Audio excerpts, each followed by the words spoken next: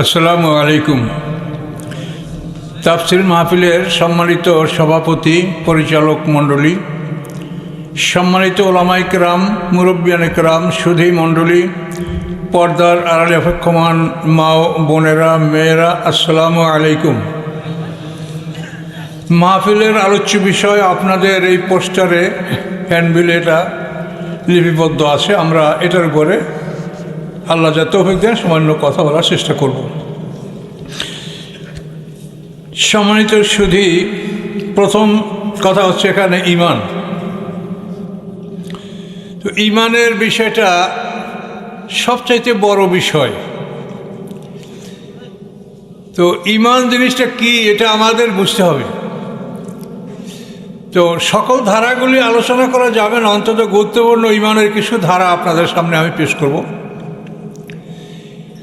ঈমানের মূল বৈশিষ্ট্য হচ্ছে নিজের সত্ত্বাধিকার ত্যাগ করা, নিজের মালিকানা বর্জন করা। আমি মালিক না, আমি গোলাম। কোরআন পাকে আল্লাহ বলেন, ফাদখুলি ফি ইবাদি ওয়াদখুলি জান্নাতি। তোমরা আমার গোলামির অন্তর্ভুক্ত হও, আমার দাসত্বের অন্তর্ভুক্ত হও, আমার গোলাম হও, বেহেশতে যাও। খুব সোজা কথা। ফাদখুলি ফি ইবাদি ওয়াদখুলি জান্নাতি। তুমি আমার গোলামের অন্তর্ভুক্ত হও, বেহেশতে যাও। তাহলে আমরা আল্লাহর গোলাম হব কিভাবে? আমাদের জান মাল আল্লাহ তাআলা আমাদেরকে জান্নাতের বিনিময়ে আমাদের জান মাল আল্লাহ তাআলা খরিদ করেন। সূরা তাওবার 111 নম্বর আয়াতে আল্লাহ বলেন, ইন্নাল্লাহা আশতারা মিনাল মুমিনিনা আনফুসাহুম ওয়া আমওয়ালাহুম বিআন্না লাহুমুল জান্নাহ। নিশ্চয় আল্লাহ তাআলা মোমেনদের জীবন সম্পত্তি, তাদের পার্সনস অ্যান্ড প্রপার্টিস জান্নাতের বিনিময়ে আল্লাহ তাআলা খরিদ করেছেন, কিনেছেন আমাদের জীবন সম্পত্তি। তো আমরা আল্লাহর কাছে জীবন সম্পত্তি বিক্রি করে দেওয়ার পরে আমরা তার গোলাম হয়ে গেলাম। আমাদের কিচ্ছু নাই, আমরা আল্লাহর গোলাম। কিন্তু বর্তমান সমাজে আমরা দেখি মানুষ, নামাজি মানুষ, ইমানদার মানুষ, কিন্তু নিজেকে সে মালিক মনে করে। নিজেকে মালিক মনে করে তার সম্পদ কোনো ছেলেকে বেশি দেয়, মেয়েকে বঞ্চিত করে, যা ইচ্ছা তাই করে।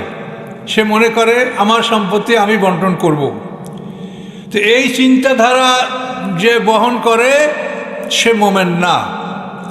যেহেতু আল্লাহ তাআলা কোরআন পাকে বারবার বলেছেন, আকাশ পৃথিবী এবং এর মাঝখানে যা কিছু আছে সব কিছুর মালিক আমি।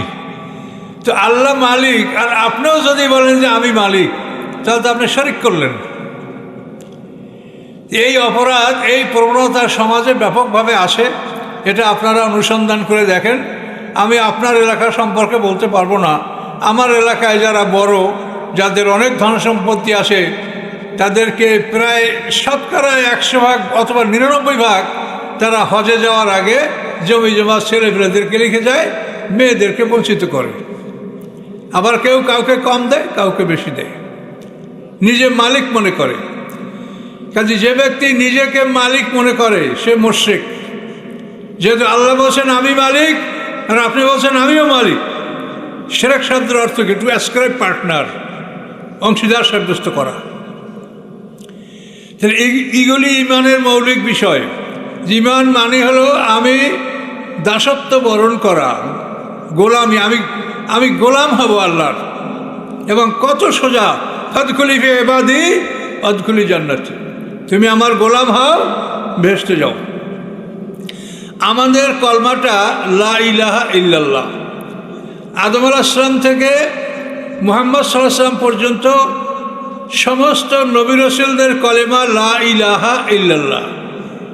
এই কথাটার কি যে অর্থ সেটা বোঝা অত্যন্ত কঠিন ব্যাপার। কলেমার প্রথম অক্ষরটা লা। এই লা কেন? লা মানে কি? না। আমি কি না করছি? আপনাকে দুইটা জিনিস না করতে হবে ঈমান আনতে হলো। সেটা হলো কি? কোরআনে বলা আছে জিবত তাগুত। আমি বুঝাই দিলে আপনারা বুঝবেন, ধৈর্য ধারণ করেন। এবং যে বাইরে আসেন তারা স্টেজের ভিতরে আসেন। তাফসির প্রতিদিন আপনাদের হবে না, এটা খুব গুরুত্বপূর্ণ বিষয় তাফসির। কাজে আপনারা যারা বাইরে আসেন সামনে আসেন। আমার সম্মানিত শুধু লা শব্দ মানে না, কি জিনিস আপনি না করছেন। কোরআন পাকে দেখেন আল্লাহ তাআলা বলেন সূরা বাকারার মধ্যে, ফামাই ইয়াকফুর বিত-তাগুতে ওয়া ইউমিন বিল্লাহি ফাকাদ ইসতামসাকা বিল-উরওয়াতিল উসকা। ফামাই ইয়াকফুর বিত-তাগুতে, যে তাগুতকে অস্বীকার করে। আপনি ঈমানের আগে তাগুতকে অস্বীকার করতে হবে। জিবত এবং তাগুত দুইটা জিনিসকে আপনার অস্বীকার করতে হবে। এই জন্য ঈমানের প্রথম শব্দ, কলেমার প্রথম শব্দটা হচ্ছে লা। জিবত এবং তাগুত কাকে বলে আমি একটা ছোট্ট দৃষ্টান্ত কোরআন থেকে বলছি। ওদের যুদ্ধের পরে মদিনার ইহুদিরা মনে করলো যে মুসলমানরা কাবু হয়েছে, তাদেরকে হয়তো আরও আমরা কাবু করতে পারবো। তো ইহুদি বনি নজিরের সর্দার কাব বিন আশরাফ, সে একজন ভালো আলেম, কবি, ভালো বক্তা। 40 জন লোক নিয়ে গোপনে মক্কায় চলে গেল মদিনার থেকে। ইহুদি বনি নজির এদের দুর্গটা ছিল মদিনার জোহরা অঞ্চলে, যে অঞ্চলটা থাকছে এটার নাম জোহরা। তো 40 জন লোক নিয়ে আবু সুফিয়ানের কাছে গেল মক্কা এবং বলল যে তোমরা মক্কাবাসী যদি মদিনা আক্রমণ করো তো আমাদের অর্থ সম্পদ আছে, অস্ত্র আছে, আমরা তোমাদের সাহায্য করব। তা আবু সুফিয়ান দেখে তার সোনাই সোহাগা।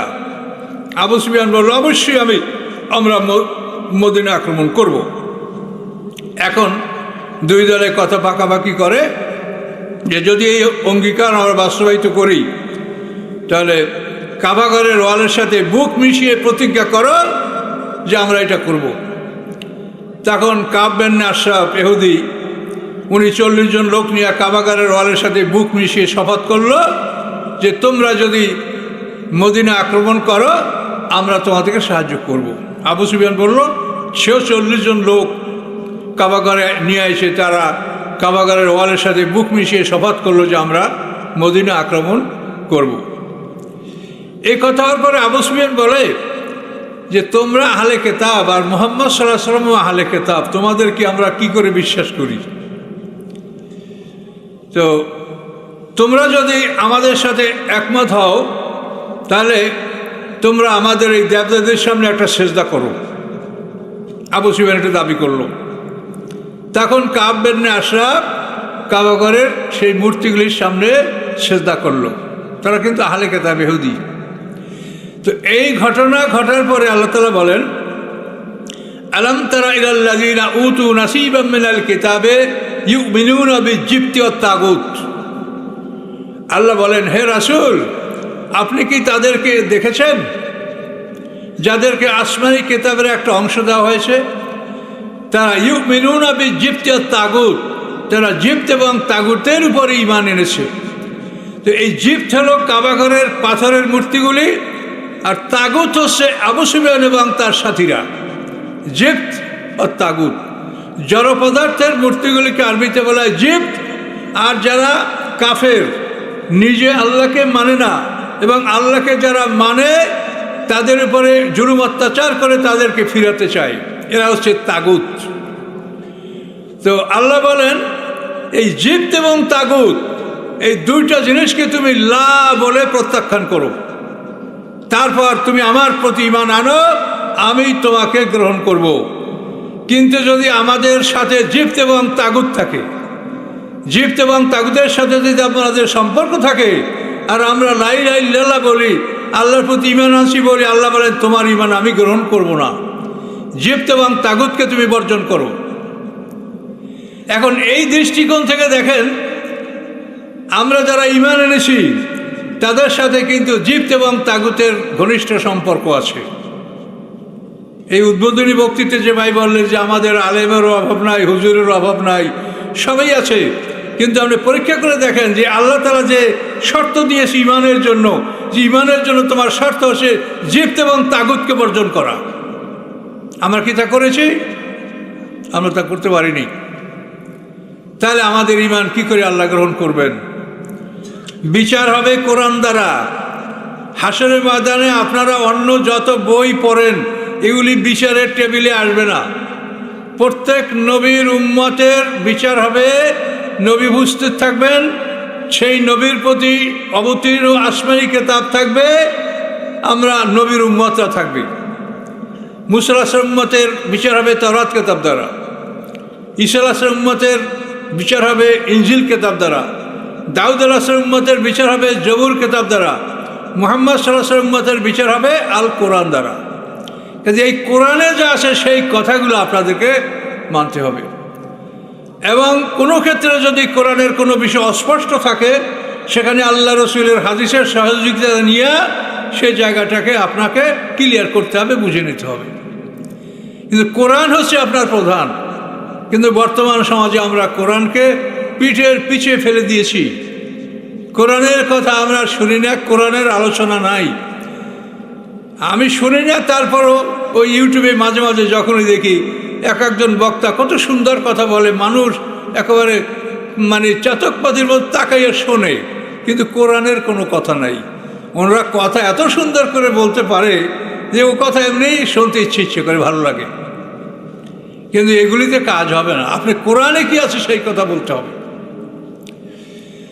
আমাদের যে মহা সমস্যা, আমি বয়স্ক মানুষ, আপনারা আমাকে ডেকেছেন, আপনারা বহু কষ্ট করে এখানে আয়োজন করেছেন, তো কিছু গুরুত্বপূর্ণ কথা আপনাদের সামনে আমি বলার নিয়াত করেছি, বাকি আল্লাহর ইচ্ছা। আল্লাহ তাআলা কোরআন পাকে বলেন, ওমা ইউমিনু আকসারুম বিল্লাহি ইল্লা হুম মুশরিকুন, সূরা ইউসুফের 106 নম্বর আয়াত। এই আয়াতে আল্লাহ বলেন যে তাদের অধিকাংশ ঈমান আনে, সাথে সাথে তারা মুশরিক। কত মারাত্মক কথা! ওমা ইউমিনু আকসারুম বিল্লাহি ইল্লা হুম মুশরিকুন, তাদের অধিকাংশ ঈমান আনে কিন্তু সাথে সাথে তারা মুশরিক। এটা আল্লাহ বলছেন স্বয়ং কোরআনে। তাই এটা কি করে হলো? আর শিরকের খবর কি? শিরকের খবর হচ্ছে, যদি কোনো মানুষ শিরক নিয়ে তার মৃত্যু হয়, আল্লাহ তাআলা তাকে ক্ষমা করবেন না। সূরা নিসা 2টা আয়াতে আল্লাহ তাআলা ঘোষণা করেছেন, ইন্নাল্লাহা লা ইয়াগফিরু আন ইউশরাকা বিহি ওয়া ইয়াগফিরু মা দুনা যালিকা লিমান ইয়াশা। যারা শিরক করবে, শিরকের গুনাহ আল্লাহ তাআলা ক্ষমা করবেন না।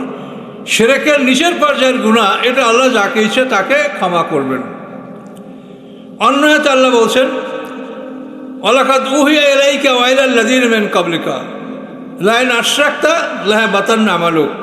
আল্লাহ বলেন, হে রাসূল, আপনার কাছে আমি ওহী করেছি, আপনার পূর্বে যারা নবী রাসূল আসছিল তাদের কাছে আমি ওহী করেছি কি, লা ইন আশরাকতা লায়াহবাতান্না আমালুক, যদি শিরক করেন তাহলে আপনার সমস্ত আমল ঝরে যাবে। আপনি তলাবিহীন ঝুড়ি কোনোদিন বোঝাই করতে পারবেন না, পারবেন? যা রাখবেন তলা দিয়ে পড়ে যাবে। তো শিরক যদি থাকে তো তার কোনো আমল জমা হবে না, সমস্ত আমলগুলি ডিলেট হয়ে যাবে, মুছে যাবে, ইরেজ হয়ে যাবে। তাহলে শিরক আপনাকে বর্জন করতে হবে। এখন এই শিরকগুলো কি যে আল্লাহ বললেন যে পৃথিবীর অধিকাংশ মানুষ ঈমান আনার সাথে সাথে মুশরিক, তো আল্লাহ বলছেন সেটা কি, সে জিনিসটা এটা আমি বললে আপনারা বুঝতে পারবেন, আপনারা জ্ঞানী মানুষ। আমরা সমস্ত মানুষের মনে গণতন্ত্র নিয়ে একটা আগ্রহ, যে আমরা দেশ মুক্ত করেছি, আমরা গণতন্ত্র প্রতিষ্ঠা করব, সবার মুখেই গণতন্ত্রের কথা। যারা ইসলামী দল করে তাদের মুখেও, আর অন ইসলামী দল যারা করে তাদের মুখেও, সবার মুখে গণতন্ত্রের কথা। কিন্তু গণতন্ত্র শব্দের অর্থ কি? গণযোগতন্ত্র, গণতন্ত্র অর্থাৎ আইনের উৎস মানুষ। মানুষ যা ভালো মনে করে, অধিকাংশ মানুষ যেটাকে কল্যাণকর মনে করে, সেটা আইনে পরিণত হবে। Majority must be granted. এই গণতন্ত্রের প্রবর্তক হলো আব্রাহাম লিঙ্কন, আমেরিকার president. Government of the people, for the people, by the people, এগুলো আব্রাহাম লিঙ্কনের কথা। এই যে গণতন্ত্র, মানুষ যেটাকে আইন মনে করে সেইটা হবে আইন। আর আল্লাহ বলেন, হায় রে মানুষ, তোমার চাইতে অধম পৃথিবীতে কি কিছু আছে? তুমি কত নির্বোধ!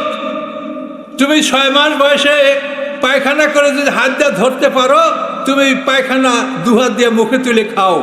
আর 3 দিন বয়সে একটা মুরগির বাচ্চা, তাকে যদি খুদি চাউলের সাথে পাথর মিশিয়ে দেওয়া হয়, তো মুরগির বাচ্চাটা খুদি চাউলটাই খাবে, পাথরটা ঠোকর মেরে ফালাই দেবে। 3 দিন বয়সে একটা মুরগির বাচ্চাকে তার মা ক্রোক করে ওঠে, সব মুরগির বাচ্চাগুলো পালাই যাবে। বুঝতে পারছে বিপদ সংকেত। কিন্তু মানুষ কি বোঝে?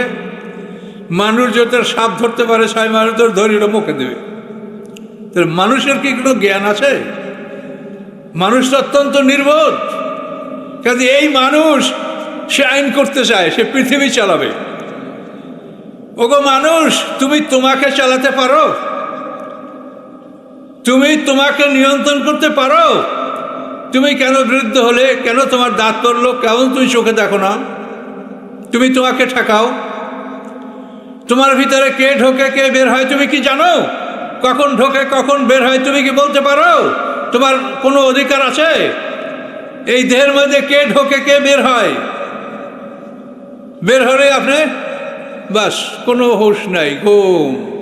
আল্লাহ ইয়াতাওয়াফাল আনফুসা হিনা মাউতিহা, মানুষ যখন মরে, আল্লাতী লাম তামুত ফি মানামিহা, এবং যে মানুষগুলি মরে না তাদের সকলের নফসগুলি আল্লাহ তাআলা হস্তগত করেন।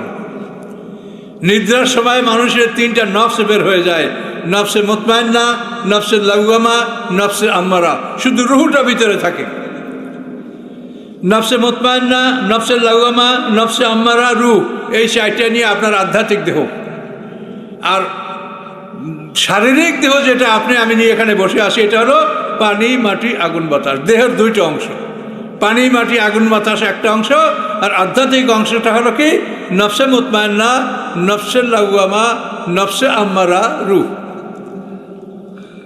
এই 8টা জিনিস এক জোড়া, 4 এখন দেখেন আমাদের মধ্যে এই প্রাণটা কখন ঢুকলো আমরা কি বলতে পারি? কখন বের হবে আমরা কি জানি? নফসগুলি কখন বের হয় আমরা ধরে রাখতে পারি, আবার যখন ঢোকে আমরা ঠেকাতে পারি। তুমি কেন বিরুদ্ধ হচ্ছ? তুমি কেন তোমার যৌবন ধরে রাখো না? তো তুমি তোমার নিজেকে তো নিয়ন্ত্রণ করতে পারো না। ক্ষমতা আছে তোমার? সমগ্র পৃথিবীর সম্পদ দ্বারা তুমি তোমাকে রক্ষা করতে পারো? তো তুমি তোমার নিজেকে চালাতে পারো না, নিজেকে নিয়ন্ত্রণ করতে পারো না, আর তুমি আল্লাহর পৃথিবী চালাবে। কত বড় সাহস তোমার! হ্যাঁ, এগুলি হাসরের ময়দানে আল্লাহ জিজ্ঞাসা করবেন যে তুমি পৃথিবী চালাবে? পৃথিবীটা কি তোমার? পৃথিবীর কোন অংশ তোমার? বলো। আল্লাহ চ্যালেঞ্জ করেছে কোরআনে যে আকাশ পৃথিবীর কোন অংশ তোমাদের, সেটা বলো যে এইটা আমাদের। এই আকাশ পৃথিবীর মালিক আল্লাহ, এই আকাশ পৃথিবী পরিচালনা করেন আল্লাহ। ইনিল হুকমু ইল্লা লিল্লাহ, আল্লাহ ছাড়া কারো হুকুম তার আদেশ নাই। ওয়ালা ইউশরিকু বিহুকমি আহাদা, তিনি তার আদেশে কাউকে অংশীদার রাখেন না, তিনি একাই আদেশ জারি করেন। এগুলি সব কোরআনের কথা বলছি না অন্য কিছু বলছি? তাহলে আমরা কি করছি বলেন? দেখেন, তাহলে আমরা গণতন্ত্র, আমাদেরকে আল্লাহ তাআলা পৃথিবীতে গণতন্ত্র কায়েম করার জন্য পাঠাইছে। আর আকিমুদ্দিন আল্লাহ তাতাফাররাকু ফি, আল্লাহ বলছেন দিন কায়েম করো, এ ব্যাপারে মতভেদ করো না। দিন মানে আইন। আল্লাহ বলছেন আমার আইনগুলি প্রতিষ্ঠা করো।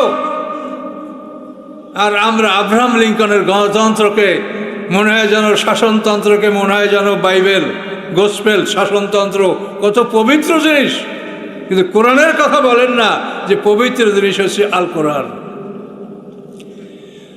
তো আজকে গণতন্ত্রকে যারা সমর্থন করেন এবং গণতন্ত্রকে বাঁচিয়ে রাখার জন্য যারা আন্দোলন করেন, তারা শিরক করছেন। যেহেতু আল্লাহ বলেন পৃথিবী আমার, আইনের মালিক আমি, আইন দেব আমি। এখন যদি আইনের ক্ষেত্রে অন্য কেউ আইন দিতে পারে, আমরা বিশ্বাস করি এটা শিরক হবে। আল্লাহ একাই আইন দানকারী। তো এইভাবে আমরা যে শিরকের মধ্যে লিপ্ত আছি, এই জিনিসগুলো মানুষকে বুঝাতে হবে কোরআন দ্বারা। কিন্তু আমাদের এই মাজলিস আপনারা করে যাচ্ছেন, শুনছেন, কিন্তু কোরআনের কোনো চর্চা তেমন একটা আপনি কোথাও পাবেন না। আয়াত একটা তাবারকান, বরকতের জন্য আয়াত পড়ে এরপর হুজুররা তাদের মতো যা বলার তাই তারা বলে যাচ্ছেন, কিন্তু আল্লাহর কোরআন কি বলছে সেগুলির প্রতি আমাদের কোনো গুরুত্ব নাই। তাহলে এখন দেখেন, আইনের ক্ষেত্রে মানুষের কোনো আইন করার অধিকার নাই। আইন হচ্ছে একমাত্র আল্লাহর, এবং এই আল্লাহর আইন অমান্য করলে তার কি পরিণাম, এর দুই একটা ঘটনা আপনাদেরকে বলবো। আইন সম্পর্কে সামান্য কথা আপনাদেরকে বলবো। কোরআন পাকে আল্লাহ তাআলা বলেছেন, কাতিলুহুম হাত্তা লা তাকুনা ফিতনা ওয়া ইয়াকুনা আদ-দীনু কুল্লুহু লিল্লাহ। আল্লাহ বলেছেন, তোমরা আল্লাহর পথে লড়াই করো যাতে সারা পৃথিবীর বুকে আল্লাহর আইন প্রতিষ্ঠিত হয়। আল্লাহর আইনের মধ্যে বিধর্মীরাও সুখে থাকবে। কোরআন পাকে আল্লাহ তাআলা বলেছেন, ওয়ালা তাসুব্বুল্লাযীনা ইয়াদুনা মিন দুনিল্লাহ ফায়াসুব্বুল্লাহ আদওয়াম বিগাইরি ইলম। আল্লাহ বলেন, আল্লাহ ছাড়া অন্য দেবদেবীকে যারা পূজা করে, তোমরা তাদের দেবদেবীকে গালি দিও না। মূর্তি ভাঙ্গা তো দূরের কথা, আল্লাহ বলছেন তোমরা বিধর্মীদের দেবদেবীকে গালি দিও না। ওয়ালা তাসুব্বুল্লাযীনা ইয়াদুনা মিন দুনিল্লাহ, যদি গালি দাও ফায়াসুব্বুল্লাহ আদওয়াম বিগাইরি ইলম, তাহলে ওরা অজ্ঞতাবশত আল্লাহকে গালি দিবে। হ্যাঁ, তুই আমার ভগবানকে গালি দিস, আমি তোর আল্লাহকে গালি দিব। আল্লাহ বলছেন বিধর্মীদের দেবদেবীকে গালি দিও না। বিধর্মীরা যদি মুসলমানদের কাছে আশ্রয় চায়, কোরআন পাকে সূরা তাওবার মধ্যে আল্লাহ বলেছেন, ওয়ান আহাদুম মিনাল মুশরিকিন ইসতাজারাকা ফাআজিরহু। হে রাসূল, কোনো মুশরিক যদি আপনার কাছে আশ্রয় চায়, রাজনৈতিক আশ্রয় যেটাকে বলে এজাইলাম, আপনার কাছে যদি কেউ আশ্রয় চায় ফাআজিরহু, আপনি তাকে আশ্রয় দিন। সুম্মা হাত্তা ইয়াসমা কালাম আল্লাহ, এবং আপনার আশ্রয় থাকাকালীন অবস্থায় সে যেন আল্লাহর কালাম শুনতে পারে সে ব্যবস্থা করুন। যদি কালাম শুনে ইসলাম গ্রহণ করে তো আপনারই হলো, আর যদি না করে সুম্মা আবলিগহু মা আমানাহু, আপনি তাকে তার নিরাপদ স্থানে পৌঁছিয়ে দেন। কাজে এমন নয় যে ইসলাম হলে সেখানে বিধর্মীদের কোনো সুব্যবস্থা থাকবে না, তাদেরকে অপমান করা হবে বা তাদেরকে কোনোভাবে তাদেরকে আন্ডার এস্টিমেট করা হবে, এটা নয়। তাদেরও ধর্ম পালন করার মৌলিক অধিকার কোরআন স্বীকার করেছে। রায় খারাপের দিন, কোরআন বলছে এই দিনের মধ্যে কোনো জবরদস্তি নাই। সে স্বাধীনভাবে, তুমি তাকে দাওয়াত পৌঁছিয়ে দাও, এটাই তোমার কাজ শেষ। তুমি তাকে দাওয়াত পৌঁছিয়ে দাও, তারপর তোমার আর কোনো দায়িত্ব নাই। রায় খারাপের দিন, জোর করে দিনের মধ্যে একরাহ বা জবরদস্তি নাই। আপনি যদি একটা মানুষকে বলেন, আপনার অধীনস্থ কোনো চাকর নকর, তাকে যদি বলেন যে তুই যদি নামাজ না পড়ে তোদের আমি 10 বার দেবো, তো এখন তো ওই ছেলেটা বলবে যে নামাজ না পড়লে 10 বার, তুই কী করবো? এখন বিনা উজুতেই নামাজে দাঁড়াই যাবে, আর নামাজের মধ্যে শুধু আপনাকে গালি দেবে যে ওই বেটার জন্য আমি সুস্থ থাকতে পারি না, ঘুমাতে পারি না, ওই বেটা আমাকে এই করে সেই করে নেই করে। আল্লাহু আকবার। আপনি জোর করে নামাজ পড়তে পারবেন? কাজে এই জন্য আল্লাহ বলছেন লা ইকরাহা ফিদ্দিন, এই দিনের মধ্যে জবরদস্তি নাই। তুমি তাকে বুঝিয়ে বলো, তোমার ছেলে মেয়ে হোক, স্ত্রী হোক, তুমি এর জন্য তুমি চরম অবস্থা অবলম্বন করবে না। পয়গম্বরদের ঘরে কাফের স্ত্রী ছিল না? লূত আলাইহিস সালামের ঘরে, নূহ আলাইহিস সালামের ঘরে, এটা কোরআনে স্পষ্ট বলা আছে। তাহলে আপনি ঘরের সন্তানদেরকেও জবরদস্তি করবেন না, বুঝিয়ে বলবেন যে বাবা এই কথা কোরআনে বলা আছে, সামনে আর একটা জীবন আছে, এই জীবনটা তোমার খুব সংক্ষিপ্ত জীবন, সামনের জীবনটা অতি বিশাল বড় জীবন, সেখানে একটা দিন 1000 বছরের সমান।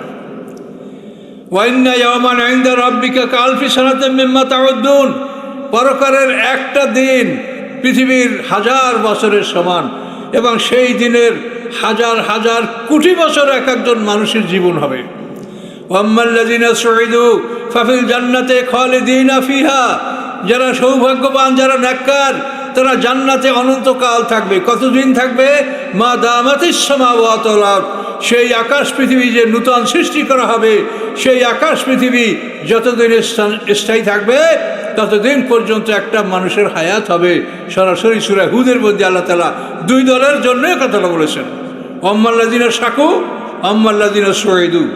শাকু হলো যারা দুর্ভাগ্যবান। তো সামনে আমাদের বিশাল জীবন আছে, সেই জীবনের জন্য আমরা কি করছি, সেই জীবন সম্পর্কে আমরা কি জানি, সেই জীবন যে কত বড় ভয়ঙ্কর জীবন, সেখানে শাস্তির কথা শুনলে আপনি অস্থির হয়ে যাবেন। সেখানে এত ভয়ঙ্কর শাস্তি। কোরআন পাক আল্লাহ বলেন, খুজুহু ফাগল্লুহু সুম্মাল জাহিমা সল্লুহু সুম্মা ফি সিলসিলাতিন যারুহা সাবুনা যারান ফাসলুকুহু।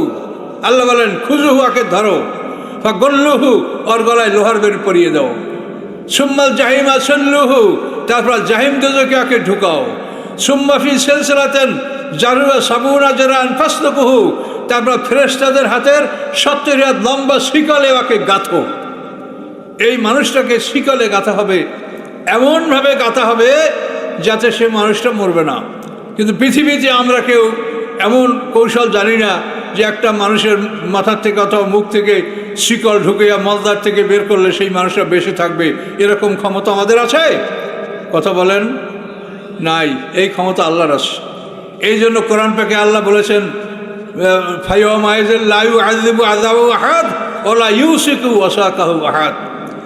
আল্লাহর শাস্তির মতো কেউ শাস্তি দিতে পারবে না, আল্লাহর বাঁধনের মতো কেউ বাঁধতে পারবে না। আমরা যে একটা মানুষকে শাস্তি দেই, 1 ঘন্টা 1 ঘন্টা শাস্তি দেওয়ার সাথে মানুষটা মরে যাবে, কি ঠিক কিনা বলেন?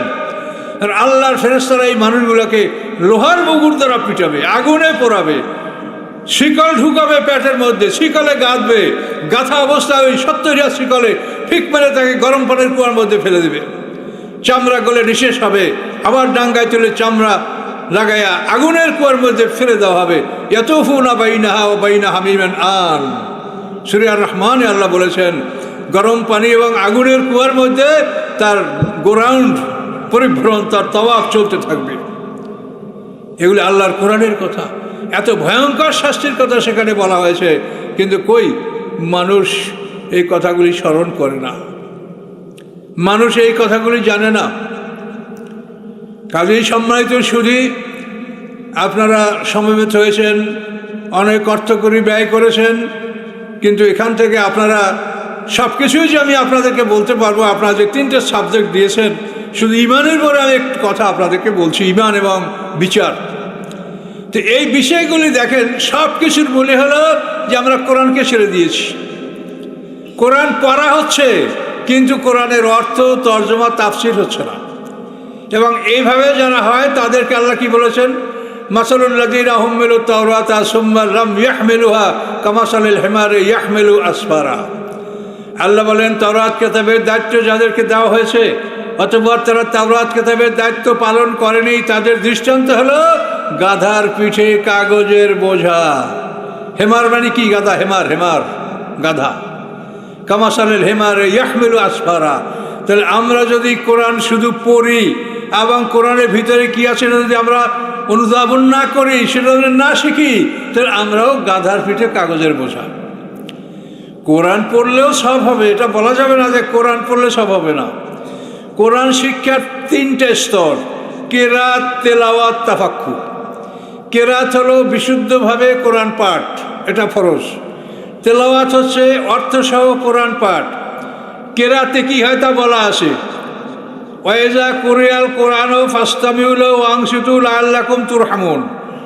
কোরআনের কেরাত যখন করা হয়, কোরআন যখন পাঠ করা হয়, তোমরা কান লাগিয়ে শোনো, চুপ থাকো, তোমরা আল্লাহর রহমত পাবে। কেরাতে। আচ্ছা, ইমান, তেলাওয়াতে ইমান বাড়বে। ওয়াইজা তুলিয়াত আলাইহিম আয়াতুহু যাদাতুহুম ঈমানাও আলা রাব্বিহিম ইয়াতাওয়াক্কালুন। যখন তাদের উপরে কোরআন তেলাওয়াত করা হয়, অর্থাৎ অর্থসহ কোরআন পাঠ করা হয়, তখন তাদের ঈমান বাড়ে। অর্থসহ কোরআন পাঠ করলে ঈমান বাড়বে। আকিমুস সালাহ মানে কি? নামাজ কায়েম করো। অর্থ সামনে শুনলেন, নামাজ কায়েম করতে বলছে। এরপর যদি বলে আতুস জাকাত, জাকাত দাও, তাহলে নামাজের সাথে জাকাত, ঈমান যোগ হলো না আপনার? তো অর্থসহ কোরআন তেলাওয়াত করলে আপনার ঈমানের সাথে ঈমান বাড়বে। আর কেরাত যদি পড়েন, যে কোরআন শুধু পাঠ করেন, তাতে আপনি রহমত পাবেন। আর তেলাওয়াত করলে আপনার ঈমান বাড়বে। 3 নম্বর তাফাক্কুর, কোরআনের গভীর জ্ঞান অর্জন। এই কোরআনের গভীর জ্ঞান যারা অর্জন করবে, নবীন, সিদ্দিকিন, শুহাদা, সালেহিনদের সাথে তাদের হাসর হবে। তো এই কোরআন শিক্ষার 3টে স্তর: কেরাত, তেলাওয়াত, তাফাক্কুর। এভাবে আপনাকে কোরআন শিখতে হবে, এভাবে কোরআন শিক্ষা দিতে হবে। আমি এই জন্য প্রস্তাব করেছি যে এখন পৃথিবীতে যেভাবে শিক্ষা ব্যবস্থা আছে, কোনোদিন মানুষ এই শিক্ষা ব্যবস্থার মাধ্যমে কোরআন শিখতে পারবে না। পরকাল এই জীবনের তুলনায় হাজার হাজার কোটি বছরের একটা জীবন, অতি মূল্যবান জীবন। সেখানে আপনি হাসরের ময়দানে আপনাকে যখন বিচারের শেষে জান্নাতে নেওয়া হবে, পুরুষরা 33 বছর বয়সের যুবক হবে, নারীরা হবে এমন কুমারী যে তারা বড় হয়েছে কিন্তু হায়েজ আসে নাই। এই বয়সে নারীরা জান্নাতে প্রবেশ করবে এবং জান্নাতে পুরুষদের জন্য অতিরিক্ত হুর দেওয়া হবে, তারাও এই বয়সের হবে। নারীদের ব্যাপারে কোনো মহিলার যদি স্বামী জান্নাতি না হয়, তাহলে ওই মহিলাকে জান্নাতের সুপুরুষের সাথে বিয়া দিয়ে দেওয়া হবে। যেমন ফেরাউনের স্ত্রী বিবি আসিয়া, ফেরাউন যে কাফের এটা কোরআন দ্বারা প্রমাণ, তার স্ত্রী বিবি আসিয়া তিনি একজন মহিয়সী নারী, তার সাথে জান্নাতে আল্লাহর রাসূলের সাথে বিবাহ হবে, বলেন আলহামদুলিল্লাহ। জান্নাতে আরও 2 জন মহিলার সাথে আমাদের রাসূলের সাথে বিয়ে হবে, সে আর 2 জন হলো ঈসা আলাইহিস সালাম বা মরিয়ম, এর সাথে রাসূলের সাথে জান্নাতে বিয়ে হবে। আরেকজন মহিলা হচ্ছে মূসা আলাইহিস সালামের বোন কুলসুম। ওই যে মূসা আলাইহিস সালামকে সিন্ধুকে ভাসিয়ে দেওয়ার পরে তার যে বোন মূসা আলাইহিস সালামকে পিছে পিছে দেখতে ছিল, ফেরাউনের দরবারে তার মাকে হাজির করেছিল, বিশাল কাহিনী কোরআনে আছে। ওই বোনের সাথেও জান্নাতে আল্লাহ রাসূলের সাথে বিয়ে হবে। তা আইন হলো যে যদি কোনো নারীর স্বামী জান্নাতি না হয়, নারী যদি জান্নাতি হয়, জান্নাতের সুপুরুষদের সাথে তাদের বিবাহের ব্যবস্থা করা হবে। কোনো নারীর একাধিক স্বামী যদি জান্নাতি হয়, ওই নারী তার শেষ স্বামীর সাথে জান্নাতে বসবাস করবে। এগুলি আল্লাহ তাআলা সব আইন করে দিয়েছে। সম্মানিত সুধী, জান্নাতে পুরুষদের অধিক স্ত্রী থাকবে, এজন্য কোনো নারীর মনে কোনো হিংসা বিদ্বেষ দুঃখ কষ্ট থাকবে না। আল্লাহ বলেছেন ও নাজানা মাফি সুদূরিম মিন গিল্লিন, যে জান্নাতবাসীদের অন্তর থেকে প্রতিহিংসা দূর করে দেওয়া হবে, ফলে কারো অন্তরে প্রতিহিংসা থাকবে না। তারা ভাই ভাই এবং বোনদের মতো একত্রে তারা আনন্দে বসবাস করবে। পৃথিবীতে যেরকম পুরুষের একাধিক নারী এটা স্ত্রীদের কাছে অসহনীয় ব্যাপার, জান্নাতে এটা হবে না, এটা আল্লাহ কোরআনে বলে দিয়েছেন। সম্মানিত সুধী, মূল বক্তব্য এখানে এটাই যে আমাদেরকে কোরআনের কাছে ফিরে আসতে হবে। এই কোরআনের কাছে ফিরে আসার জন্য আমি প্রস্তাব করছি, জানি না এটা আল্লাহ বাস্তবায়িত করবেন কিনা। আমি বলেছি এমন প্রতিষ্ঠান করতে হবে যে এই প্রতিষ্ঠানে 3টা সেকশন থাকবে। কোরআন যারা পড়তে পারে না, কোনো বয়সের সীমা থাকবে না, ছোট বড়। কোরআন যারা পড়তে পারে না তারা পড়া শিখবে, 1 সেকশন। 2য় সেকশনে কোরআনে শুধু তর্জমা শিখবে। 3য় সেকশনে কোরআনের গভীর জ্ঞান অর্জন করবে। শুধু এই 3টা ক্লাস, 3টা সেকশন, এছাড়া আর কিছু থাকবে না। এইভাবে একটা মানুষকে যদি কোরআন শেখানো হয়, সে কোরআন শিখতে পারবে। আর এখন মাদ্রাসাগুলিতে কোরআন শেখার জন্য মাদ্রাসা, কিন্তু এই মাদ্রাসায় কোরআন শিক্ষা হচ্ছে না। যার কারণে মাদ্রাসা এখন মানে বিজ্ঞান, অঙ্ক, ইংরেজি, বাংলা এই সব কিছু পড়ানো হচ্ছে। ফলে ছেলেরা সবসময় লক্ষ্য রাখে যে কোন সাবজেক্টে ভালো করলে আমি ইউনিভার্সিটির চান্স পাবো। কাজেই কোরআনের দিকে আর তাদের কোনো খেয়াল নাই। কাজে এখন মাদ্রাসাগুলি স্কুল হয়ে গেছে। এগুলি যারা শিক্ষা ব্যবস্থা এই কারিকুলাম যারা করে, এগুলো হলো তাদের পরিকল্পনা যে যাতে মানুষ সঠিকভাবে কোরআনের জ্ঞান অর্জন করতে না পারে। আর কোরআনের জ্ঞান অর্জন করতে পারলে সে বিশ্বের শ্রেষ্ঠ জ্ঞানী হবে। কোরআনের জ্ঞান যাদের নাই তাদেরকে আল্লাহ তাআলা কোরআনে উম্মি বলেছেন। উম্মি মানে মায়ের পেট থেকে শিশু যেরকম কিছু জানে না জন্মগ্রহণ করে, ওই ধরনের নিরক্ষর লোকদেরকে উম্মি বলা হয়। তো কোরআনের জ্ঞান যাদের নাই, তারা ডাক্তার, ইঞ্জিনিয়ার যাই হোক, তাদেরকে উম্মি বলা হয়েছে। তো সম্মানিত সুধী, ঈমান সম্পর্কে আপনারা প্রশ্ন করেছেন বা আপনারা জানতে চেয়েছেন। আমি সামান্য কথা ঈমান সম্পর্কে বললাম যে আপনি সত্ত্বাধিকারী নন, আপনি সত্য ত্যাগ করেন যে আমি গোলাম, আমার কোনো অহংকার নাই, আমার কিচ্ছু নাই, আমি আল্লাহর গোলাম, আমার মালিক আমাকে খাওয়া পড়ার অনুমতি দিয়েছেন, আমি তার সম্পদ, আমি তার সম্পদের নিযুক্ত এজেন্ট। কাজে আমি ভোগ দখল করব, ইসরাফ করব না, অবশিষ্টটা থাকবে ও আমার মালিক যাকে ইচ্ছে তাকে দেবেন, সেটার জন্য তিনি আইন করে দিয়েছেন। জীবন সম্পত্তি আল্লাহর কাছে বিক্রি করতে হবে, শিরক মুক্ত হবে। শিরক মুক্ত হয়ে জিপ্ত এবং তাগুত, যে 2টা জিনিস কি মনে আসে তো? কাবাগরের মুফতিগুলো হলো জিপ্ত, আর আবু সুফিয়ান এবং তার সঙ্গী সাথীরা হলো তাগুত। তো আপনি লা বলে জিপ্ত এবং তাগুতকে অস্বীকার করবেন।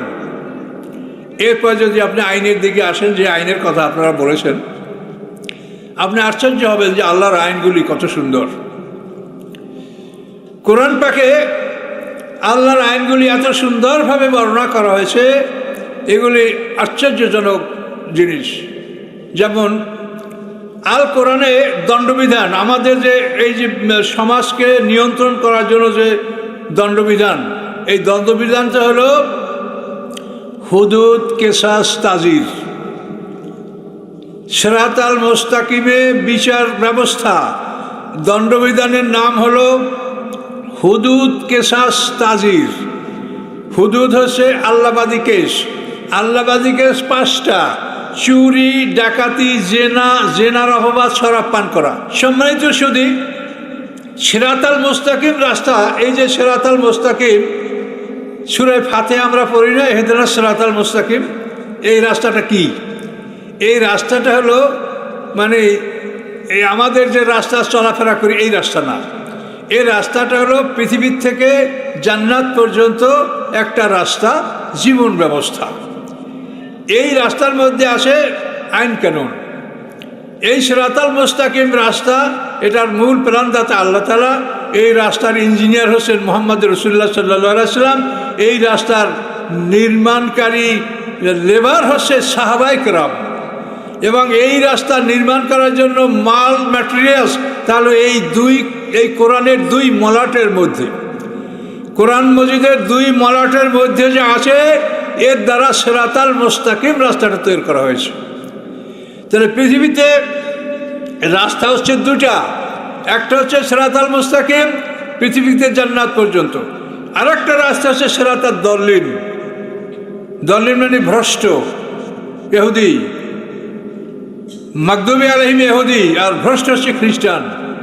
তো ইহুদি খ্রিস্টানদের রাস্তাকে বলা হয়েছে সিরাতাদ দল্লিন, ভ্রষ্টদের রাস্তা, পাপীদের রাস্তা, অন্যায়কারীদের রাস্তা। তো রাস্তা হলো 2টা, সিরাতাল মুস্তাকিম, সিরাতাদ দল্লিন। এখন এই সিরাতাল মুস্তাকিম রাস্তাটা নির্মাণ হয়েছে এই কোরআনের 2 মলাটের মধ্যে যা আছে এগুলি দ্বারা। আর সিরাতাদ দল্লিন রাস্তাটা তৈরি হয়েছে শয়তানের ওহী দ্বারা। ওহী 2 প্রকার, আল্লাহ সমস্ত সৃষ্টি জোড়া জোড়া, শুধু আল্লাহ একা বেজোড়। কুল হুয়াল্লাহু আহাদ, বলো আল্লাহ এক। তার সমস্ত সৃষ্টি জোড়া জোড়া।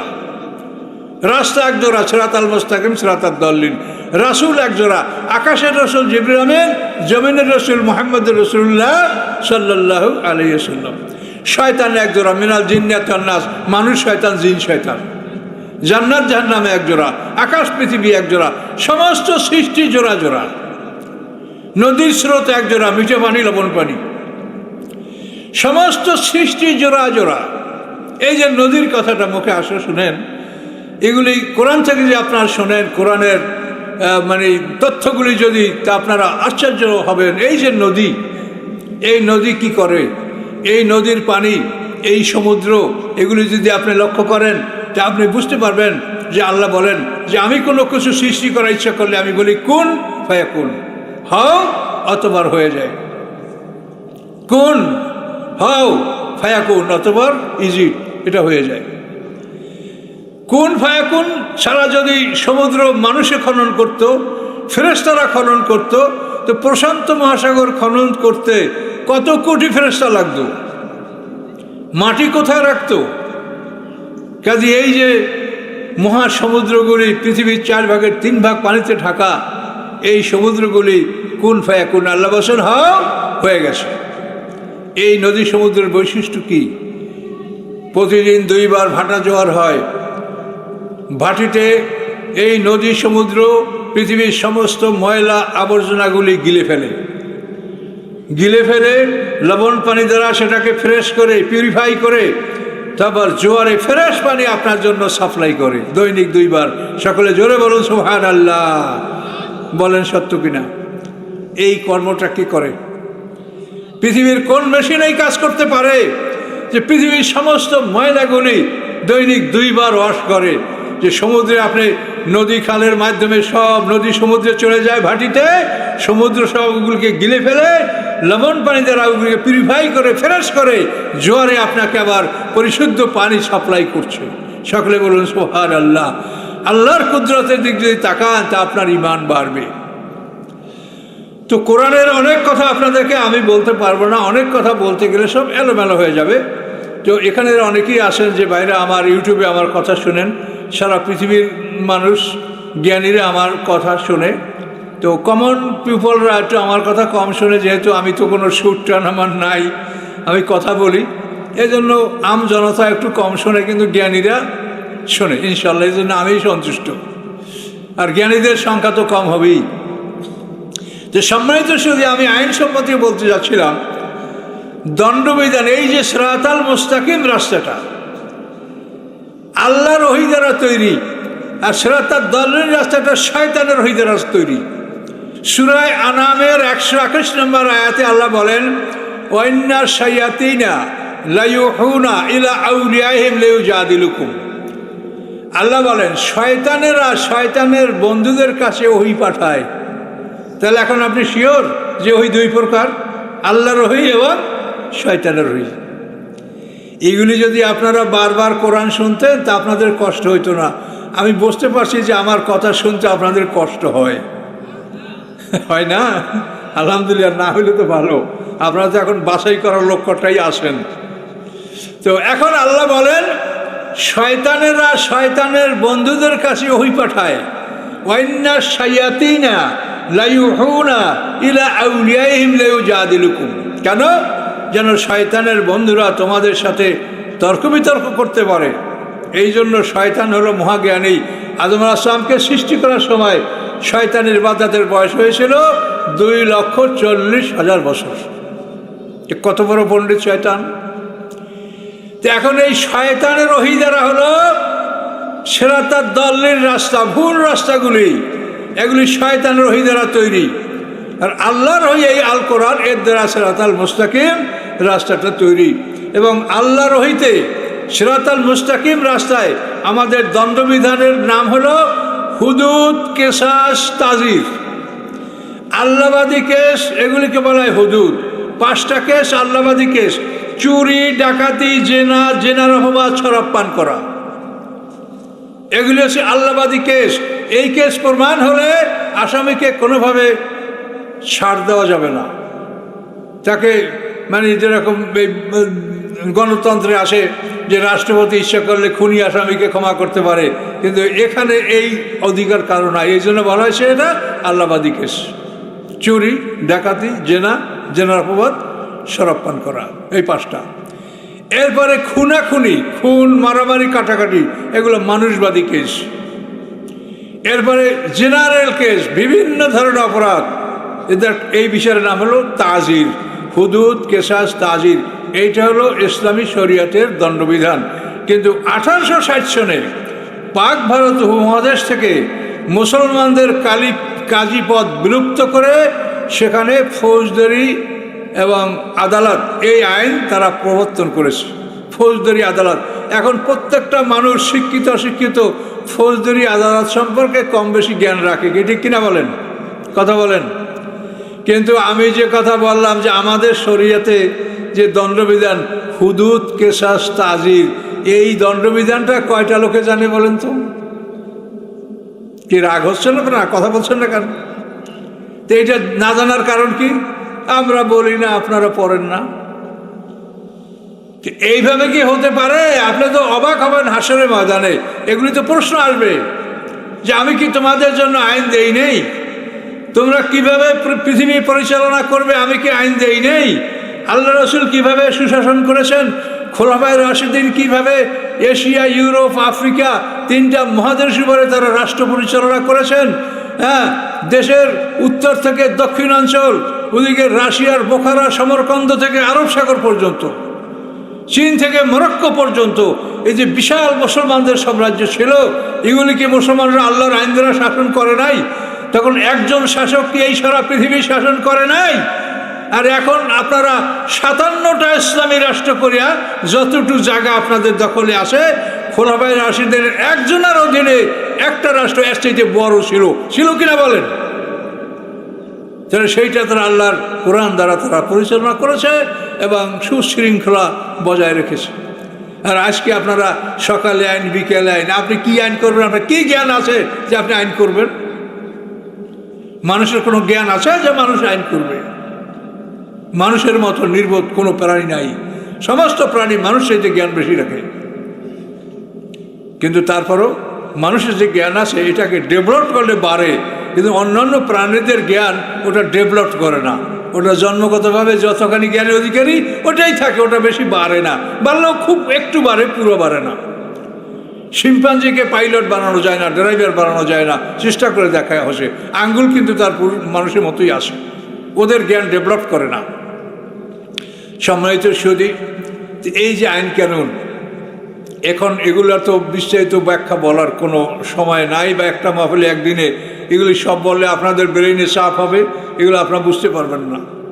আমাদের আলোচনা 1 ঘন্টা শুনলেই আপনার ব্রেইন লোড হয়ে যাবে ইনশাল্লাহ। তো এখন আইন সম্বন্ধে একটা সামান্য কথা আপনাদেরকে বলি। খুনাখুনি, খুন কেস, এই খুন কেসের বিচার আল্লাহ কোরআনে নির্ধারিত করেছেন যে যে ব্যক্তি নিহত ব্যক্তির ওয়ারিশরা যদি মনে করে যে আমরা খুনের বদলে খুন বিচার নিব, তাহলে ইসলামী আদালতের কাজী খুনি আসামিকে খুন করার আদেশ দেবেন, তাকে খুন করা হবে। আর যদি নিহত ব্যক্তির ওয়ারিশরা যদি মনে করে যে আমরা খুনের বিচার, খুন চাই না, আমরা রক্তের মূল্য চাই, তখন ইসলামের আদালতের কাজী হত্যাকারীকে বলবে যে তুমি রক্তের মূল্য পরিশোধ করো। এই রক্তের মূল্য হচ্ছে 100 গরু অথবা 100 উট অথবা 2000 বকরি অথবা এর মূল্য। এটা হলো একটা খুনের ক্ষতিপূরণ, কম্পেনসেশন, ব্লাড মানি, রক্তের মূল্য, দিয়াত আরবিতে বলা হয়।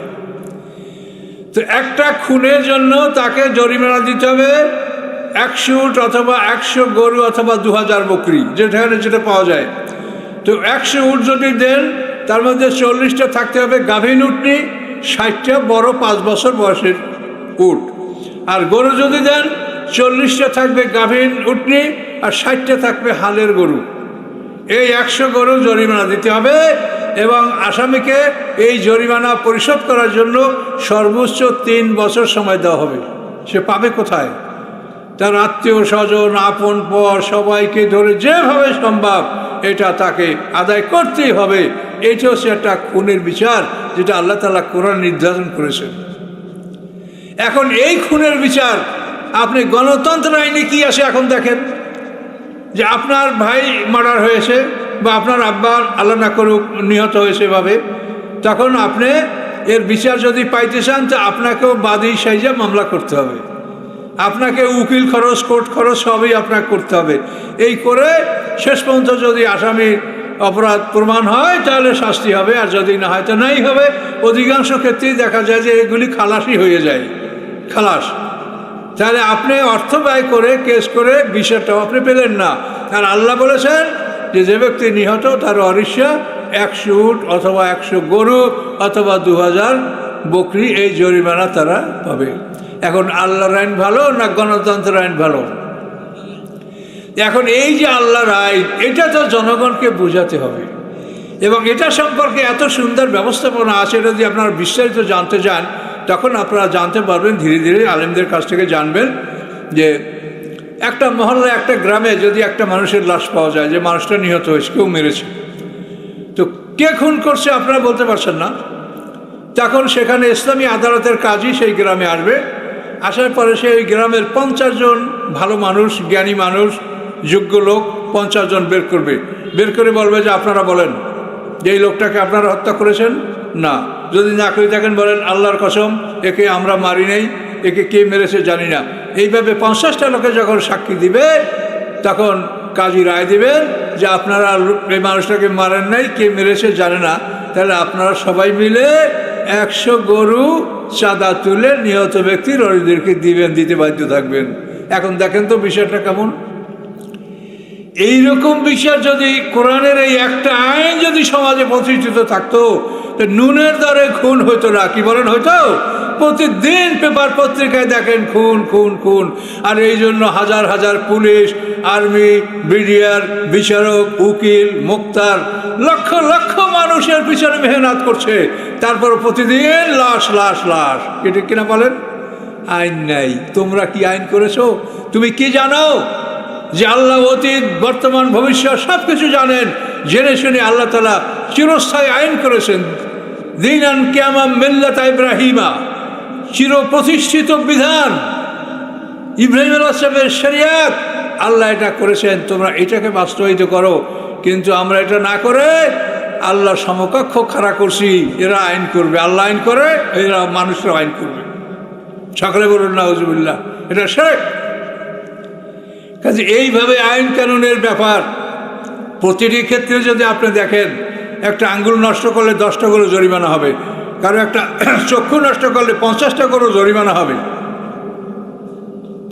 তো এইভাবে ইসলামী আদালত এই আইনগুলিকে বিন্যস্ত করেছে। সম্মানিত সুধী, আল্লাহ রসুল 23 বছর বসে এই কোরআন প্রচার করেছেন। তা আমরা কি করব? আমরা কি একদিন 2 দিন এই কোরআন প্রচার করতে পারবো? তো আপনারা এই যে বিষয়বস্তুটা এখানে দিয়েছেন, আমি খুবই খুশি যে আপনারা এই জিনিসগুলো এখানে চেয়েছেন, যে ঈমান, তারপরে বিচার ব্যবস্থা, এটা কিভাবে করা যায়। এখন বিচার ব্যবস্থা সম্পর্কে আপনাদেরকে আমি একটা ধারণা দিলাম। আর একটু ধারণা আপনাদেরকে দিচ্ছি, সেটা হচ্ছে আল্লাহ রসুল মদিনা হিজরত করলেন। মদিনা হিজরত করার পরে তিনি মদিনার গভর্নর নির্বাচিত হলেন। মদিনার গভর্নর হবে আব্দুল্লাহ ইবনে উবাই, খাজরাজ গোত্রের নেতা। এজন্য তার দিন ধার্য করা হয়েছিল, তার জন্য মুকুট তৈরি করা হয়েছিল। কিন্তু সেই লোকটার ভাগ্য খারাপ যে আল্লাহ রসুল মদিনা হিজরত করেছেন। হিজরত করার ফলে আব্দুল্লাহ ইবনে উবাইর আর গভর্নর হওয়া জুটল না। আল্লাহ রসুলকে সবাই মদিনার গভর্নর নির্বাচন করলেন। মদিনার 2টি বড় দল, আওস এবং খাজরাজ, দুটো দল ইসলাম গ্রহণ করে আল্লাহ রসুলকে দাওয়াত দিয়ে মদিনায় নিয়ে আসে, তাকে মদিনার রাষ্ট্রপতি নির্বাচন করেছে। তো আল্লাহ রসুল মদিনার রাষ্ট্রপতি হওয়ার পরে তিনি 3টা বিচার করেছেন। বিচার তো অনেক করেছেন, আমরা 3টা বিচার আপনাদের সাথে তুলে ধরছি। একটা বিচারে আল্লাহ রসুল চুরি করেছে একজন কুমারী মেয়ে, মেয়েটার নাম ফাতেমা, মাকজুমি পরিবারের এই মেয়ে, সম্ভ্রান্ত বংশের মেয়ে। সোনা চুরি করেছে, স্বর্ণ চুরি করেছে। আল্লাহ রসুলের কাছে অভিযোগ আসছে, চুরি প্রমাণ হয়েছে। আল্লাহ রসুল তার হাত কাটার আদেশ দিয়েছেন। এই আদেশ দেওয়ার পরে ওই মেয়েটার আত্মীয়স্বজন আল্লাহ রসুলের কাছে অনুরোধ করছে ওসামা ইবনে জায়েদের মাধ্যমে। ওসামা ইবনে জায়েদ হলো জায়েদ ইবনে হারেসার ছেলে, আল্লাহ রসুলের পাল্লক পুত্র জায়েদ ইবনে হারেসা, যার ঘটনা কোরআনে আছে, তার ছেলে ওসামা ইবনে জায়েদ। তার কাছে আইসা ওই মহিলার আত্মীয়স্বজনরা বলে যে আল্লাহ রসুল যদি এই মেয়েটাকে মাফ করে, তে আমরা মদিনার এই রাষ্ট্রের জন্য, রাষ্ট্রের উন্নয়নের জন্য আমরা 40,000 দিরহাম আমরা চাঁদা দিব। এই মেয়েটা কুমারী, সে যদি চুরির অপরাধে তার হাত কাটা যায়, তাহলে এই মেয়েটাকে আমরা আর বিয়ে দিতে পারবো না। আল্লাহ রসুলের কাছে ওসামা বিন জায়েদ বললেন, ইয়া রাসূলুল্লাহ, তার আত্মীয়স্বজনরা এই প্রস্তাব করেছে। আল্লাহ রসুল কিছু সময় অপেক্ষা করলেন। মুহূর্তের মধ্যে আল্লাহ রসুলের চেহারা ঘেমে গেল, মুসুরের দানার মতো ঘাম তার চেহারায় ফুটে উঠল। আল্লাহ রসুল বললেন, ওসামা, তুমি আমার কাছে অন্যায় সুপারিশ নিয়ে এসেছ। আমার মেয়ে ফাতেমা যদি চুরি করতো, তা আমি ফাতেমার হাত কেটে দিতাম, আমি তাকে ক্ষমা করতে পারবো না। এর নাম আল্লাহবাদী কেস।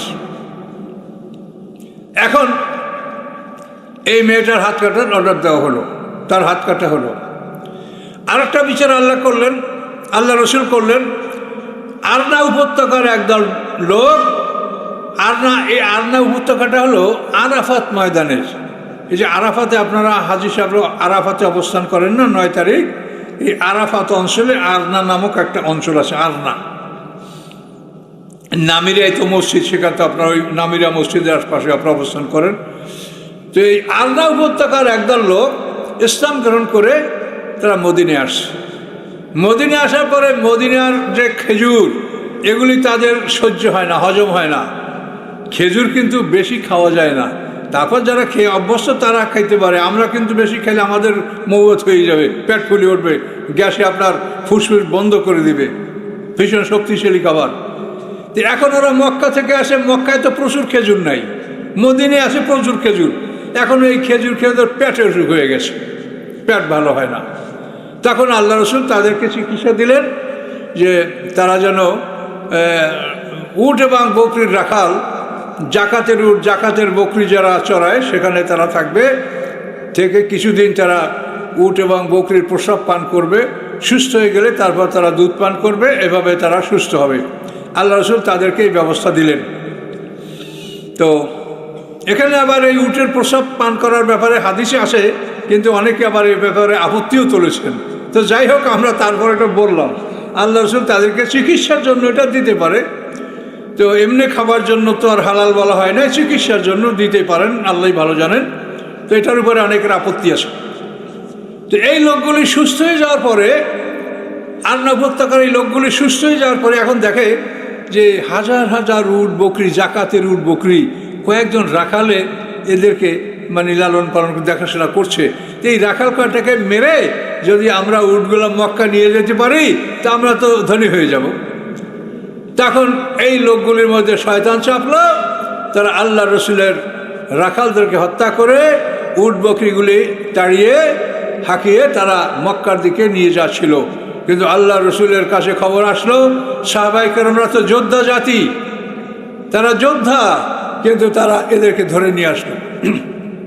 ধরে নিয়ে এসে তাদেরকে বিচারের সম্মুখীন করলো, ফলে আল্লাহ রসুল তাদেরকে হত্যার আদেশ দিলেন এবং এই ঘটনায় এই ডাকাতদেরকে হত্যা করা হলো। এলো 2। 3 নম্বর বিচার করলেন, খায়বারের ইহুদি পরিবারে 2টা নরনারী জেনা করেছে, তারা উভয় বিবাহিত। এখন বিবাহিতদের বিচার হলো সঙ্গে সার, যার তাওরাতেও আছে, কোরআনেও আছে, কিন্তু কোরআনে আয়াতটা স্পষ্ট নাই। কোরআনে আয়াতের তেলাওয়াতটা রহিত হুকুম বহল, আর জানিয়াত আর শাইখ আর শাইখাত জানায়া ফারজুমুহুমা নাকালাম আল্লাহ আল্লাহু আজিজুল হাকিম। এই আয়াত নাজিল হয়েছিল, কিন্তু আয়াতটা রহিত হয়েছে, হুকুমটা বহাল আছে। এখন এই খায়বারের 2 দম্পতি জেনা করেছে, তাদের বিচারের জন্য ওরা প্রস্তাব করছে যে তোমরা মদিনার শাসকের কাছে যাও, তার কেতাবে সঙ্গে সার নাই, কোরআনে সঙ্গে সারের আয়াত নাই, এটা আয়াতটা রহিত কিন্তু হুকুম বহল। তো ওরা কাব বিন আশরাফ, কাব বিন আসাদ, আবুল হুকায়েক, ইহুদিদের বড় বড় নেতাদের সহ মুহাম্মদ সাল্লাল্লাহু আলাইহি ওয়াসাল্লামের কাছে আসলেন যে ইহুদি সমাজে জেনা হয়েছে, এর বিচার আমরা চাই। তখন আল্লাহ রসুল বললেন যে তোমরা কি আমার বিচার ফয়সালা মানবে? তোরা বললো যে হ্যাঁ মানব। ইতিমধ্যেই জিবরিল আমিন হাজির, আল্লাহ তাকে পাঠিয়ে দিয়েছেন।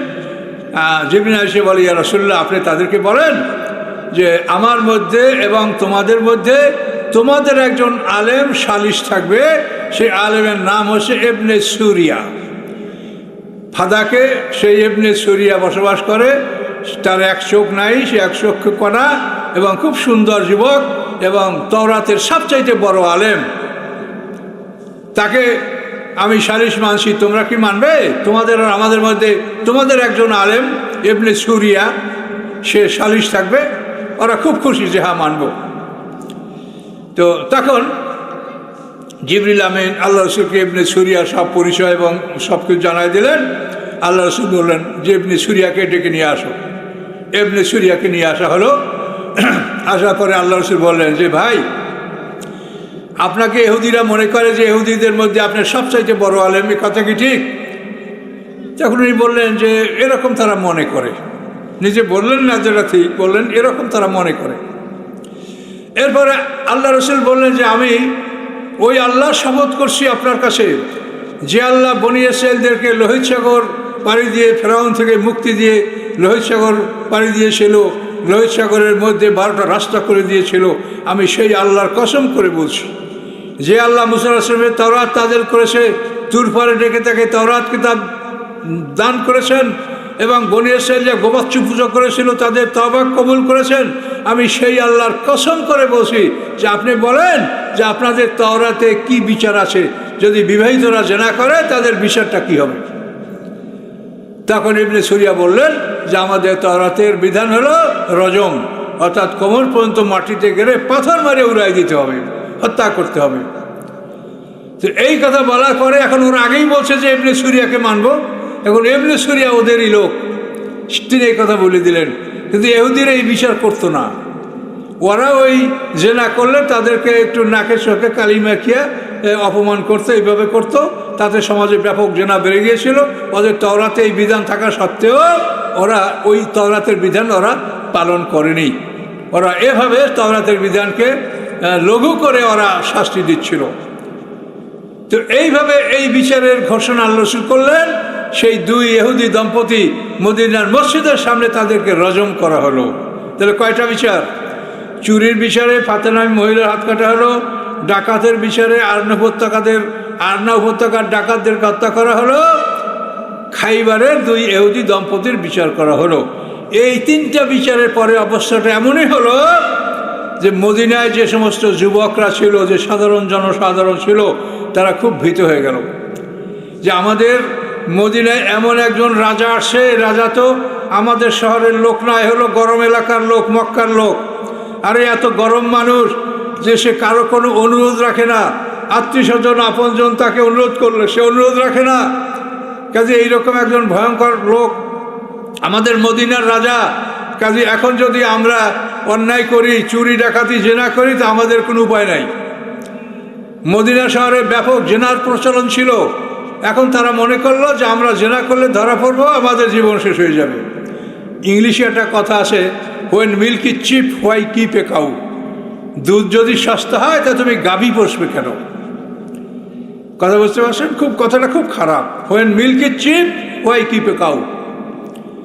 গাভী পুষে দুধ খেতে তো অনেক খরচ, ঘর লাগে, খড়কুটে লাগে, চারি লাগে, ফ্যান লাগে, কুড়া লাগে, কত লাগে। আর দুধ যদি সস্তায় 1 টাকা কেজি তো কেউ গাভী পুষবে না। এখন ওরা দেখলো যে সস্তায় দুধ খাওয়ার দিন ফুরিয়ে গেছে। এখন যদি আমরা গাভী না পুষি, আমরা যদি বিবাহ না করি, আমরা ধ্বংস হয়ে যাব। সবাই ভীত হয়ে গেল। তখন সবাই বিবাহ করার জন্য প্রস্তুত।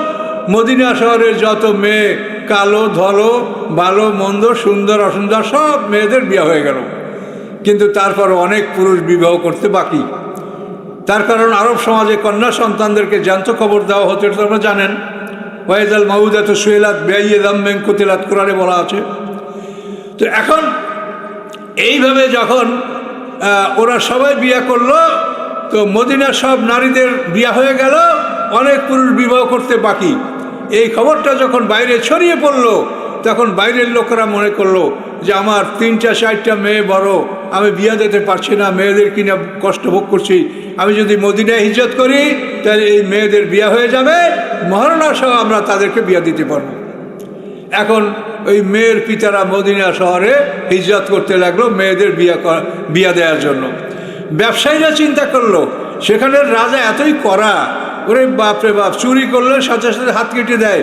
কাজে আমাদের মালামাল রাস্তায় ফেলা রেখে দোকানদারি করব, ঘর ভাড়া লাগবে না, পাহারাদার লাগবে না, রাস্তার পরে মাল থাকবে, বিক্রি করবো, ঢাইকে রাখবো, ওর পরের দিন দোকানদারি ওখানে বসে করবো।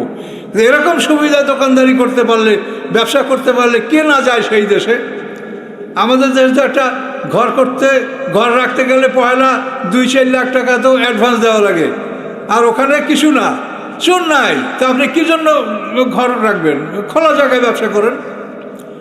এখন এইভাবে যখন লোকেরা দেখলো যে এখানে ব্যবসা বাণিজ্য করতে সুযোগ, তারপরে জেনা বন্ধ, চুরি বন্ধ, ডাকাতি বন্ধ, সব দিক যখন দেখলো যে এরকম একটা সুন্দর ব্যবস্থাপনা বিভিন্ন দিক থেকে এই মদিনা শহরে লোক হিজরত করতে লাগলো। এবং ফলে এই অবস্থাটা হলো যে আল্লাহ তাআলা এমন অবস্থা করে দিলেন, সৃষ্টি করে দিলেন যে এই মদিনা শহরে মানে মাত্র 8 বছর পর, হিজরতের 8 বছর পরে এই মদিনার ক্ষুদ্র শহর থেকে জনগণ একত্রিত হয়ে তারা সবাই মিলে তারা মক্কা আক্রমণ করলো এবং 8ম হিজরিতে মুসলমানরা মক্কা জয় করলো। বলুন সুবহানাল্লাহ, বলেন। এগুলির সব কিছুর মূলে হলো আইন। এই আইনের কারণে আল্লাহ রসুলের কাছে মদিনা শহরে এই লোকজনগুলি এভাবে সমবেত হয়েছে এবং সেই আইনের সুফল হিসাবে তারা অল্প দিনের মধ্যেই একটা শক্তিশালী রাষ্ট্র তৈরি করতে সক্ষম হয়েছে এবং তারা মক্কা 12 লক্ষ বর্গমাইল এলাকার অঞ্চল মক্কাকে তারা জয় করতে সমর্থ হয়েছে। কাজেই সম্মানিত সুধী, সব কিছুর মূলে হচ্ছে আল্লাহর কোরআন। কাজে আল্লাহর কোরআন আমাদেরকে পড়তে হবে, আল্লাহর কোরআন শিখতে হবে, আল্লাহর কোরআন শিখাতে হবে। যাদেরকে আপনারা দাওয়াত করেন তাদেরকে বলে দিতে হবে, যেমন আপনারা সাবজেক্ট বলে দিয়েছেন আলহামদুলিল্লাহ ভালো, এভাবে আপনারা বলে দিবেন যে আমরা অমুক বিষয়ের আলোচনা শুনতে চাই বা কোরআনের অমুক জায়গার থেকে আলোচনা শুনতে চাই, এগুলি আপনারা জানিয়ে দেবেন এবং সেইভাবে কোরআন দ্বারা তারা কথা বলবে। এইটা আপনারা করলে সমাজের কিছু উন্নতি হবে। আর যদি না হয় কোনো আপত্তি নেই, কারণ আল্লাহ বলছেন আলাইকাল বালাগ ও আলাইনাল হিসাব। হে রাসূল, আপনার কাজ হচ্ছে প্রচার করা, আর আমি আল্লাহ আমার কাজ হচ্ছে হিসাব গ্রহণ করা। আর একটা ছোট্ট কাহিনী বলি, আপনারা তো অল্প একটু। আল্লাহ রসুলের জামানায় মদিনায় বাশার নামক এক মুনাফেক এক ইহুদির সাথে একটা কাপড় নিয়ে তর্ক করে। মুনাফেক বলে কাপড়টা আমার, ইহুদি বলে কাপড়টা আমার। এখন দুইজনে তর্ক করলে সালিশ লাগে, সালিশি কে করবে? এখন ইহুদি বলে মুহাম্মদ সাল্লাল্লাহু আলাইহি ওয়াসাল্লামের কাছে যাবো সালিশ জন্য, আর মুনাফেক বলে কাব বিন আশরাফের কাছে যাব। তার কারণ কাব বিন আশরাফ ইহুদি নেতাও ঘুষ খায়, আর ইহুদি জানে যে মুহাম্মদ সাল্লাম ঘুষ খায় না। আর ইহুদি বলে মুহাম্মদ সাল্লামের কাছে যাব, আর যে মুসলমান দাবি সে বলে কাব বিন আশরাফের কাছে যাব। শেষ পর্যন্ত যে মানে মুনাফেক বেশার, সেও রাজি হলো যে ঠিক আছে, তাহলে মুহাম্মদ সাল্লাম তো আমার দলের মানুষ, যাই।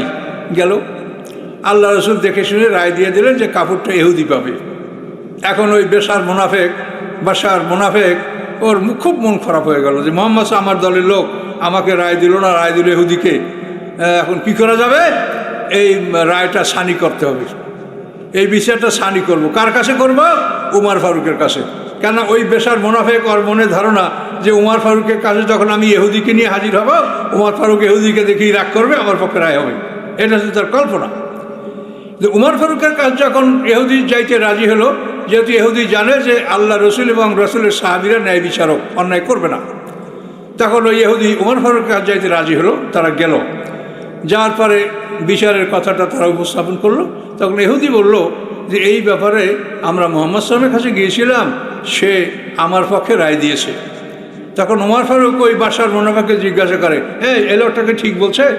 ওই ইহুদি ঠিক বলছে মুহাম্মদ সাল্লাম তার পক্ষে রাজি ছিল? হ্যাঁ। কাল ঠিক আছে, তুমি দাঁড়াও, আমি আসি। তো উমর ফারুক ঘরে গিয়ে তলোয়ার নিয়ে আইসে এক কোপে যে মুনাফেক বাশার, যে নিজেকে মুসলমান দাবি করছিল, এক কোপে তার দ্বিখণ্ডিত করে দিল। এই ঘটনার পরে মুসলমানরা অস্থির, আল্লাহ রসুল অস্থির হলেন যে এই উমরের এই কাজ, এর দায় দায়িত্ব আমি নেব না। কিন্তু ইতিমধ্যে আল্লাহ তাআলা জিবরিল আমিনকে পাঠাই দিলেন কোরআনের আয়াত নিয়ে, ফালা ওয়া রাব্বিকা লা ইউমিনুনা হাত্তা ইউহাক্কিমুকা ফীমা শাজারা বাইনাহুম। ফালা ওয়া রাব্বিকা, লা হলো কসমকে জোরদার করার জন্য।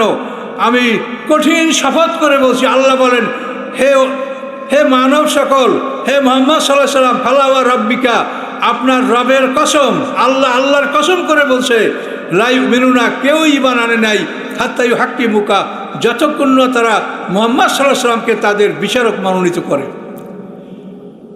মুহাম্মদ সাল্লাল্লাহু আলাইহি ওয়াসাল্লামের যে বিচার, সুম্মা লা ইয়াজুজু ফি আনফুসিহিম হারাজাম মিম্মা কাদাইতা, তারপর মুহাম্মদ সাল্লাল্লাহু আলাইহি ওয়াসাল্লামের বিচারের ব্যাপারে মনে কোনো রকমের সংকীর্ণতা থাকবে না।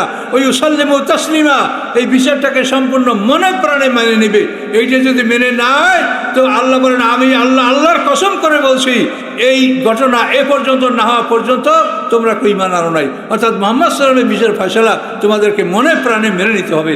উমর ফারুক ওই লোকটাকে হত্যা করলো, তার উপাধি হলো ফারুক, যে সত্য মিথ্যার মধ্যে পার্থক্য সৃষ্টিকারী। তাহলে আল্লাহর আইন যদি আমরা না মানি, তাহলে আমাদের অবস্থাটা কী হবে? হাসরের ময়দানের বিচারটা কী হবে? আল্লাহ কি বলছেন সূরা মায়েদার মধ্যে, আমার লাম ইয়াকুম বিমা আনজালাল্লাহু ফাউলাইকুমুল কাফিরুন ফাউলাইকুমুল জালিমুন ফাউলাইকুমুল ফাসিকুন। তিনটা কথা বলছেন যে আল্লাহর বিধান যে বিচার না করলে তারা কাফের, জালেম, ফাসেক। কাজে এই জন্য আমরা যদি না করতে পারি, অন্তত তাদের পক্ষে থাকবো না, আমরা পৃথক থাকবো, এবং আমরাও তো কাফের দেশে বাস করি, আর আমরা কী করবো? কাজে এই জন্য আমরা তাদের সমর্থন করব না। আমরা বলবো না যে আমরা গণতন্ত্রের জন্য আন্দোলন করি, আমরা গণতন্ত্র রক্ষা করার জন্য করি, এটা যেন আমাদের মুখ থেকে বের না হয়। আমরা বসবাস করছি, আমরা কোথায় যাব? আমাদের হিজরতের কোনো জায়গা নেই। কাজে এই জন্য আপনাদের বুঝে শুনে কাজকর্ম করতে হবে, এবং জীবনের সময়টা যেন আল্লাহর পথে ব্যয় হয়, এবং বাকি জীবনটা যেন কোরআনের পিছনে ব্যয় হয়, এইটা আমার অনুরোধ থাকলো।